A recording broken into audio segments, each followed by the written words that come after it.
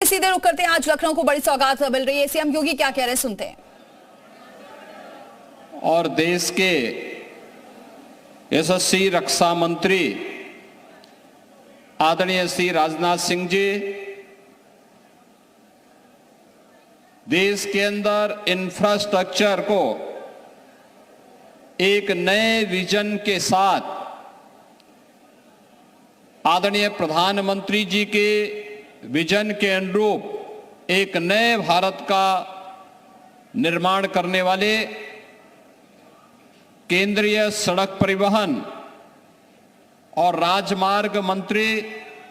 आदरणीय श्री नितिन गडकरी जी,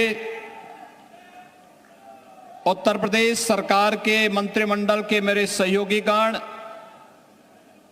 उप मुख्यमंत्री द्वय श्री केशव प्रसाद मौर्य जी, श्री ब्रजेश पाठक जी, राज्यसभा के माननीय सांसद डॉक्टर दिनेश शर्मा जी, श्री ब्रजलाल जी, श्री संजय सेठ जी, लखनऊ की महापौर श्रीमती सुषमा खड़कवाल जी, विधान परिषद के माननीय सदस्य श्री मुकेश शर्मा जी, रामचंद्र प्रधान जी, पवन सिंह चौहान जी, अवनीश सिंह पटेल जी, माननीय विधायक डॉक्टर नीरज बोरा जी, ओपी श्रीवास्तव जी, योगेश शुक्ला जी, अमरेश कुमार जी, महानगर के अध्यक्ष श्री आनंद द्विवेदी जी,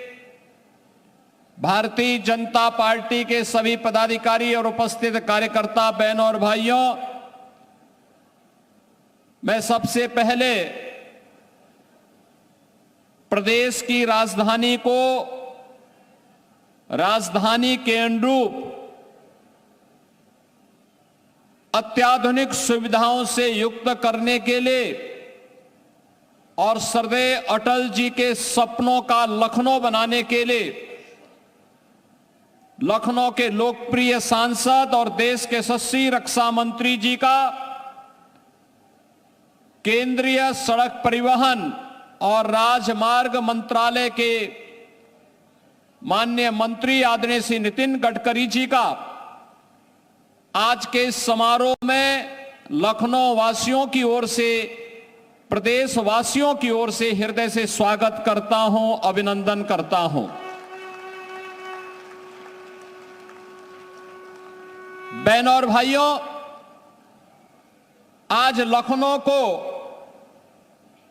1000 करोड़ रुपए की अधिक परियोजनाओं की सौगात, जिसमें 440 करोड़ रुपए की लागत की राष्ट्रीय राजमार्ग के 2 महत्वपूर्ण परियोजनाओं और लगभग 600 करोड़ रुपए की लागत से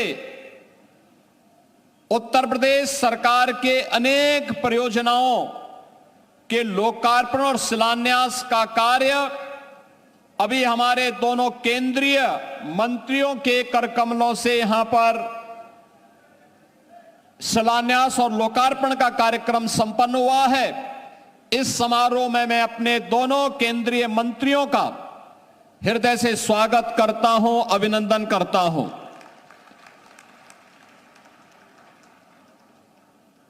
नए भारत का नया उत्तर प्रदेश, इसका अंदाजा इसी से आप लगा सकते हैं कि प्रयागराज में महाकुंभ चल रहा है और बहनों और भाइयों, महाकुंभ 13 जनवरी से प्रारंभ हुआ और आज 14 फरवरी है। 1 महीने की इस अवधि में प्रयागराज महाकुंभ में 50 करोड़ श्रद्धालु देश से आकर के मां गंगा, मां यमुना और मां सरस्वती की पावन त्रिवेणी में आस्था की डुबकी लगा करके एक भारत श्रेष्ठ भारत का संदेश लेकर के गए हैं। तो नए भारत का उत्तर प्रदेश भी आदरणीय प्रधानमंत्री जी की भावनाओं के अनुरूप उस प्रकार की अत्याधुनिक सुविधाओं से युक्त होकर के जन सुविधाओं को और सुदृढ़ कर रहा है। मैं आभारी हूं आदरणीय रक्षा मंत्री जी का, जिन्होंने न केवल लखनऊ के विकास के लिए बल्कि प्रदेश के विकास को तेजी के साथ आगे बढ़ाने के लिए अपना मार्गदर्शन और अपना पूरा सकारात्मक सक्रिय सहयोग सदैव हमें दिया है। चाहे वह डिफेंस कॉरिडोर के माध्यम से लखनऊ में भारत डायनामिक्स के ब्रह्मोस मिसाइल के निर्माण के कार्यक्रम को आगे बढ़ाने का हो, या फिर भारत डायनामिक्स के एक बड़े प्रोजेक्ट को झांसी नोड में देकर के उत्तर प्रदेश के डिफेंस कॉरिडोर के कार्यक्रम को द्रुत गति से आगे बढ़ाने का कार्य किया है। लखनऊ के समग्र विकास को लेकर के स्टेट कैपिटल रीजन की तर्ज पर लखनऊ का विकास हो, उस प्रकार की सुविधाएं मिले, उनका जो मार्गदर्शन था उसी को प्रभावी ढंग से लागू करते हुए आज इसे देश के बड़े मेट्रो सिटी के रूप में लखनऊ को आगे बढ़ाने का कार्य किया जा रहा है। लखनऊ की ग्रीन कॉरिडोर के निर्माण का कार्य हो, किसान पथ के निर्माण का कार्य हो, या फिर इंटरनेशनल कन्वेंशन सेंटर के निर्माण के कार्यक्रम को आगे बढ़ाने का कार्यक्रम, इंटरनेशनल एयरपोर्ट का कार्यक्रम हो, या फिर लखनऊ की बेहतरीन कनेक्टिविटी को जोड़ने के लिए यमुना एक्सप्रेसवे को